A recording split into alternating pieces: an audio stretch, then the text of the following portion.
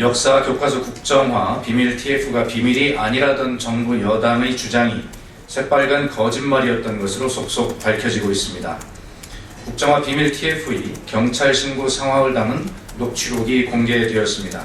당시 관계자들은 2시간 10분 동안 경찰에 8번의 신고를 했는데 녹취록 속 공무원들은 우왕좌왕하며 정상적인 모습이 아니었습니다. 신고를 한 관계자들은 자신들이 신분이나 하는 일을 숨기려 했고 장소도 제대로 설명하지 않았습니다. 또한 비밀 TF의 활동 목적을 감추려는 모습을 보였고 내부 상황을 정리하기 위해 말을 맞추었다는 의혹도 있습니다. 은밀하고 떳떳지 못한 일을 하다가 들킨 모습 그대로였습니다. 그런데도 정부 여당은 납득할 수 없는 이유를 대며 비밀 TF가 아니라고 시종일관 국민을 기만하고 있습니다. 도대체 몰래 무슨 일을 하고 있었기에 털리면 큰일 난다며 호들갑을 떨고 경찰에 신고했는지 국민에게 낱낱이 밝혀야 합니다. 한편 새누리당의 막말 퍼레이드가 끊이지 않고 있습니다. 서청원 최고위원이 화적대 막말에 이어서 어제 국회 예결위에서는 이정현 의원이 국정화 반대론자들을 적화통일을 준비하는 사람들이라고 표현했습니다.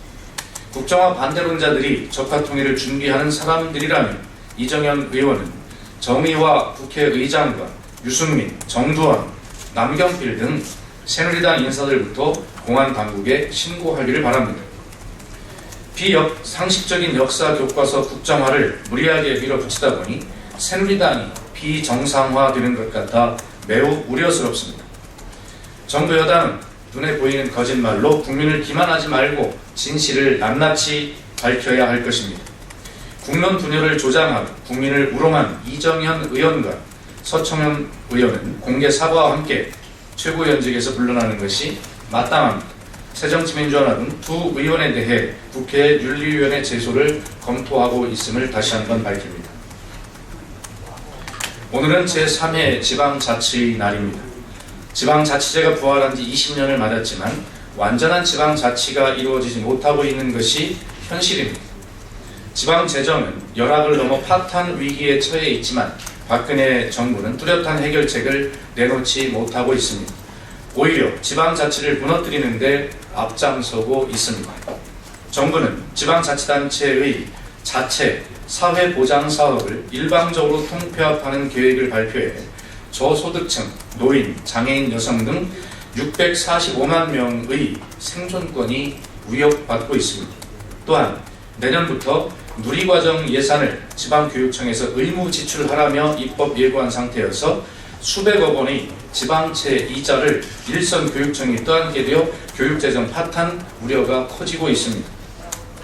지방자치제 이후 지방의 재정 자립도는 1995년 63.5%에서 50.3%로 크게 하락했습니다. 8대2 구조인 중앙과 지방의 세원 불균형을 뜯어고치지 않고서는 책임있는 지방자치가 이루어질 수 없습니다. 새정치민주연합은 박근혜 정부가 누리과정 예산 등 중앙정부가 당연히 해야 할 사안들을 지방으로 떠넘기지 말고 지방재정 확충을 위한 대책부터 마련할 것을 촉구합니다. 우리나라의 금융자산과 부동산을 포함한 전체 부가 상위 10% 계층에 66%가 쏠려 있는 반면 하위 50%는 불과 전체 자산의 2%만을 보유하고 있다는 연구 결과가 나왔습니다. 글로벌 금융위기 이전에는 상위 10%가 전체 자산의 24.4%를 차지해 부의 불평등 정도는 더욱 심화된 것으로 드러났습니다. 1100조 원이 넘는 가계부채를 짊어지고 사는 우리 국민들은 아무리 열심히 일해도 늘어나는 것은 빚뿐이고 양극화와 불균형은 더욱 심각해지고 있다는 증거입니다. 자살률 1위, 출산율 꼴찌라는 불명예를 안고 대다수 국민들의 삶이 점점 더 곤궁해지고 있는데도 정부 여당은 지난 3년의 경제 실패에 대한 반성이나 책임, 통감은커녕 상황 탓, 야당 탓맛을 하며 손을 놓고 있습니다. 이 와중에 전경련과 재벌그룹의 지원으로 운영되는 자유경제원은 경제민주화나 복지 확대를 주장하는 정치인을 반시장주의자로 낙인 찍고 낙선시키겠다며 경제민주화 정책을 원천 봉쇄하겠다고 선언하고 나섰습니다. 전체 부입 편중은 심화되고 30대 재벌 대기업의 사내 유보금이 710조 원이 넘는 현실에서도 경제 민주화를 반시장주의적이라고 매도하고 재벌하기 좋은 사회로 개조하겠다고 나선 것입니다.